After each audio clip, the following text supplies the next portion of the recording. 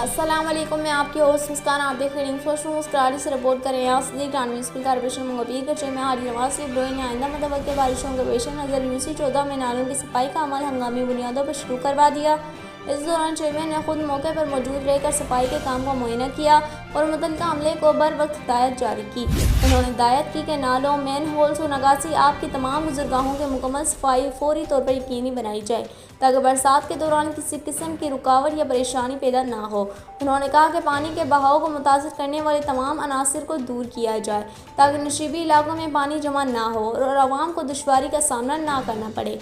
Chairman हाजी नवाज शरीफ ब्रोई ने कहा कि मंगोपीर टाउन की अवाम की खिदमत इनका मिशन है और बारिश में अवाम को रिलीफ फराहम करना बल्दियाती क़यादत की अव्वलीन जिम्मेदारी है।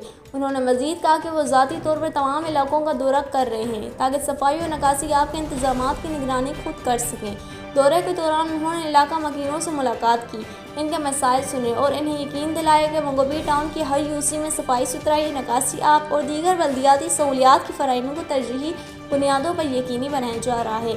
शहरियों ने चेयरमैन की फौरी मौजूदगी, पर वक्त इक़दामात और जज्बा खिदमत को सराहते हुए इनके हक़ में इजहार तशक्कुर किया।